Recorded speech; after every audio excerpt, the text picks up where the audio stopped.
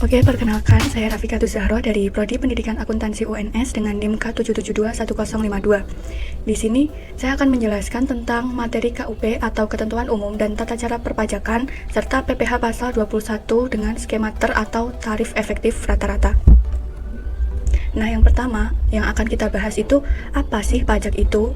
Nah, menurut Undang-Undang Nomor 28 Tahun 2007, Pasal 1 Nomor 1, pajak itu merupakan kontribusi wajib kepada negara yang terutang oleh orang pribadi atau badan yang bersifat memaksa berdasarkan undang-undang dengan tidak mendapatkan imbalan secara langsung dan digunakan untuk keperluan negara bagi sebesar-besar kemakmuran rakyat. Jadi, pajak itu sifatnya memaksa dan imbalannya itu tidak didapatkan secara langsung, melainkan melalui pembangunan infrastruktur, pemerataan pendidikan, pemerataan pembangunan, dan sebagainya. Selanjutnya, kita membahas apa saja fungsi pajak itu. Yang pertama ada fungsi anggaran atau budgeter, yang kedua ada fungsi mengatur atau regulasi, yang ketiga ada fungsi redistribusi pendapatan, dan yang keempat ada fungsi stabilitas.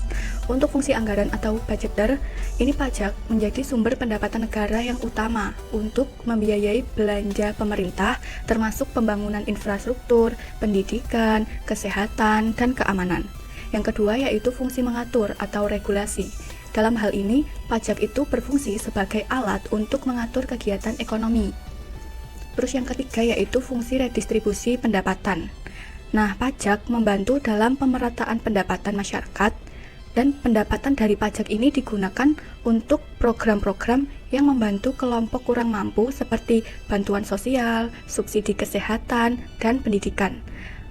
Untuk fungsi yang terakhir yaitu fungsi stabilitas, pajak ini juga berperan dalam menjaga stabilitas ekonomi.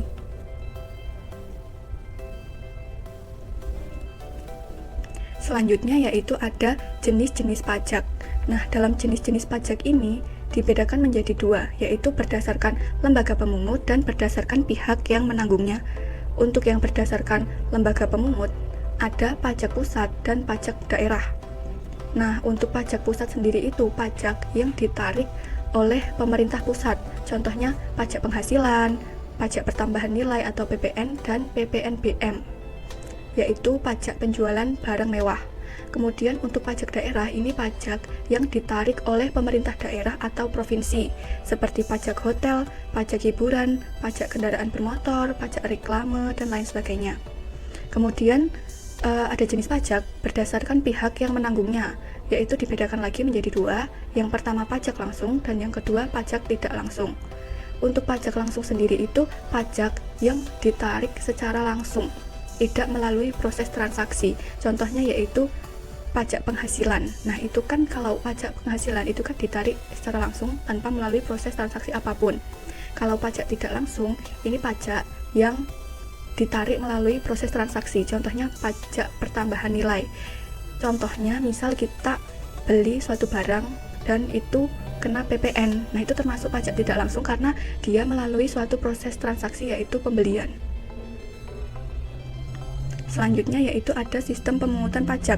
Sistem pemungutan pajak ini dibedakan menjadi tiga. Yang pertama self-assessment system, yang kedua official assessment system, dan yang ketiga withholding system. Kita bahas dulu sistem pemungutan pajak yang pertama yaitu self-assessment system. Untuk self-assessment system ini, aturan pajak yang membebankan ketentuan dari besarnya pajak yang harus dibayarkan melalui wajib pajak secara pribadi yang bersangkutan. Jadi, self-assessment system ini sistem pemungutan yang dilakukan sendiri, tidak melalui perantara petugas pajak ataupun orang ketiga. Terus untuk yang official assessment system, dan sistem ini membebankan wewenang dalam penentuan besarnya wajib pajak terutang kepada pihak perpajakan yang menjadi pemungut wajib pajak kepada seorang wajib pajak. Jadi, official assessment system ini sistem pemungutan pajak yang perhitungannya atau pemungutannya itu dari pihak perpajakan atau petugas pajak, seperti pajak kendaraan bermotor, terus pajak bumi bangunan, dan lain sebagainya. Yang ketiga yaitu withholding system. Sistem pajak yang ketiga ini merupakan sistem perhitungan pajak yang dapat dihitung melalui pihak ketiga. Selanjutnya, kita akan membahas tentang nomor pokok wajib pajak atau NPWP. Nomor pokok wajib pajak adalah suatu sarana administrasi perpajakan yang dipergunakan sebagai tanda pengenal diri atau identitas wajib pajak. NPWP memiliki beberapa fungsi penting dalam administrasi perpajakan di Indonesia. Yang pertama yaitu sebagai identitas wajib pajak, yang kedua untuk administrasi perpajakan, yang ketiga untuk menghindari pemotongan pajak yang lebih tinggi, karena jika seorang wajib pajak itu tidak memiliki NPWP, maka tarif pemotongan pajaknya itu 20% lebih tinggi dari yang memiliki NPWP. Selanjutnya untuk fungsi keempat yaitu sebagai syarat dalam administrasi lainnya. Ini adalah pihak yang wajib memiliki NPWP. Ada 3 yaitu orang pribadi, badan usaha, dan bendahara. Untuk orang pribadi yaitu orang yang sudah memiliki penghasilan di atas penghasilan tidak kena pajak atau PTKP. Yang kedua yaitu orang yang menjalankan usaha atau pekerjaan bebas seperti dokter, pengacara, dan notaris. Pihak yang wajib memiliki NPWP yang kedua yaitu badan usaha. Contohnya seperti perusahaan, firma, koperasi, BUMN, BUMD, dan bentuk usaha lainnya yang melakukan kegiatan usaha. Yang ketiga yaitu bendahara. Contohnya bendahara pemerintah yang bertugas memotong dan memungut pajak. Nah, selanjutnya kita masuk ke dalam pajak penghasilan pasal 21. Sebelum kita membahas lebih dalam tentang pajak penghasilan pasal 21 skemater atau tarif efektif rata-rata, kita ulas dulu tentang pajak penghasilan pasal 21 aturan sebelumnya. Jadi, pajak penghasilan pasal 21 atau PPh 21 adalah pajak yang dikenakan atas penghasilan berupa gaji, upah, honorarium, tunjangan, dan pembayaran lain sehubungan dengan pekerjaan, jasa, atau kegiatan yang diterima oleh wajib pajak orang pribadi dalam negeri. PPh 21 ini dipotong oleh pemberi kerja atau pihak lain yang melakukan pembayaran. Nah, ini merupakan subjek PPh pasal 21. Nah, apa itu subjek PPh 21? Subjeknya itu seperti pegawai tetap, pegawai tidak tetap, bukan pegawai, dan anggota dewan. Pegawai tetap itu merupakan orang pribadi yang bekerja pada pemberi kerja dengan penghasilan tetap, seperti karyawan perusahaan. Sedangkan pegawai tidak tetap atau tenaga lepas, yaitu orang pribadi yang bekerja tidak tetap, misalnya pekerja harian atau freelancer. Untuk yang ketiga yaitu bukan pegawai, itu orang pribadi yang menerima penghasilan berupa honorarium atau jasa, seperti pembicara, konsultan, atau tenaga ahli. Yang keempat yaitu anggota dewan direksi atau komisaris, yaitu pengurus perusahaan yang memperoleh penghasilan berupa gaji atau honorarium. Selanjutnya objek PPh pasal 21. Yang pertama ada gaji dan upah, yang kedua tunjangan, yang ketiga bonus dan THR, dan yang keempat honorarium.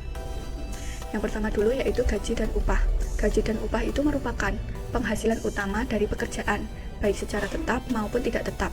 Yang kedua yaitu tunjangan, yaitu pembayaran tambahan selain gaji pokok, misalnya tunjangan transportasi, makan, atau perumahan. Yang ketiga yaitu bonus dan THR, yaitu penghasilan yang diterima selain gaji pokok, misalnya bonus kinerja atau tunjangan hari raya. Yang keempat ada honorarium, yaitu pembayaran untuk pekerjaan tertentu, misalnya narasumber atau dosen luar biasa. Nah, ini adalah tarif PPh pasal 21 aturan sebelumnya. Jadi untuk yang aturan sebelumnya itu menggunakan peraturan pasal 17 ayat 1, di mana tarifnya itu ada 5 lapis. Yang pertama sampai dengan 60 juta, penghasilan sampai dengan 60 juta itu dikenakan tarif 5%. 60 sampai 250 juta dikenakan tarif 15%, 250 sampai 500 juta dikenakan tarif 25%, di atas 500 juta 30%, dan di atas 5 miliar itu 35%. Nah, ini kita masuk ke pajak penghasilan pasal 21 skemater atau tarif efektif rata-rata. Jadi, perubahan PPh pasal 21 skemater itu awal diterbitkannya sejak 1 Januari 2024.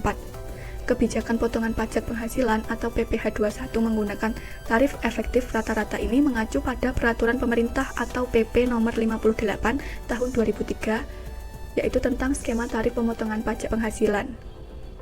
Untuk skema tarif pemotongannya itu ada 2. Yang pertama berdasarkan tarif pasal 17 ayat 1 huruf A UU PPh untuk menghitung PPh 21 setahun di masa pajak terakhir. Artinya untuk menghitung PPh 21 di bulan Desember karena ini di masa pajak terakhir. Yang kedua yaitu tarif efektif rata-rata atau TER, pemotongan PPh pasal 21 untuk menghitung pajak penghasilan di masa pajak selain masa pajak terakhir atau secara bulanan dan harian. Contohnya itu untuk menghitung pajak dari masa pajak Januari sampai November, karena Desembernya itu kita menggunakan tarif berdasarkan pasal 17. Kemudian terbulanan ini diterapkan untuk wajib pajak yang menerima upah bruto secara bulanan, sementara terharian diterapkan bagi penerima upah bruto secara harian, mingguan, satuan maupun borongan. Nah, ini merupakan beberapa alasan dari adanya perubahan dari PPh 21 tarif progresif yang di awal dengan skema TER. Alasan yang pertama yaitu memberikan kemudahan dan kesederhanaan bagi wajib pajak dalam menghitung pemotongan PPh pasal 21 di setiap masa pajak. Yang kedua yaitu meningkatkan kepatuhan wajib pajak, dan yang ketiga mempermudah pembangunan sistem administrasi perpajakan yang bisa melakukan validasi atas perhitungan wajib pajak.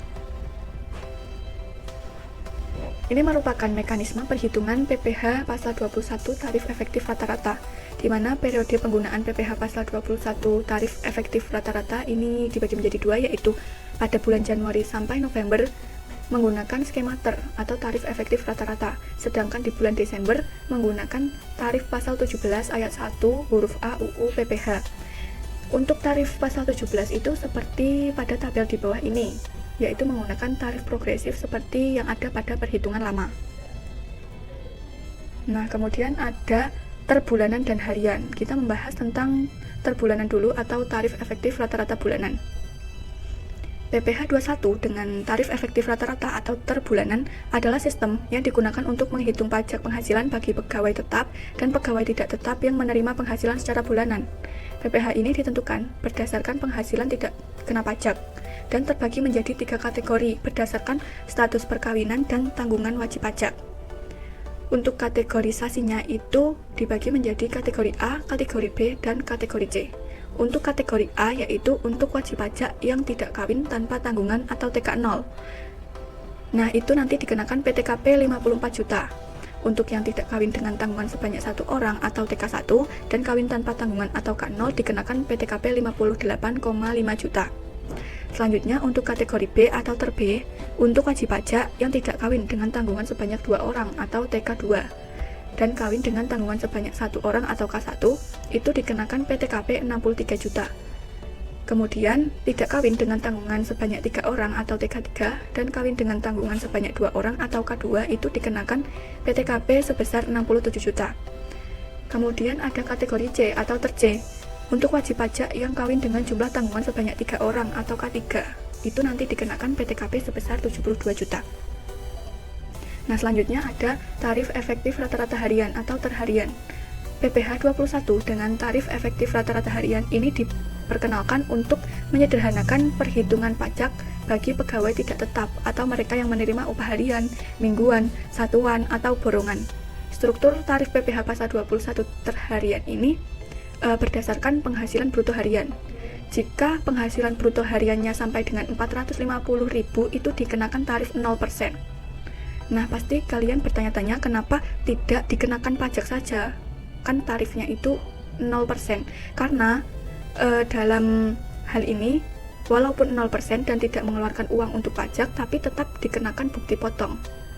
Yang kedua yaitu di atas 450.000 sampai dengan 2.500.000 dikenakan tarif 0,5%. Dan yang ketiga di atas 2.500.000 menggunakan tarif pasal 17 UU PPh yang berlaku seperti yang pada tarif efektif rata-rata bulanan tadi yang menggunakan pasal 17 UU PPh pada masa pajak terakhir. Nah, sekian materi yang dapat saya sampaikan. Terima kasih. Wassalamualaikum warahmatullahi wabarakatuh.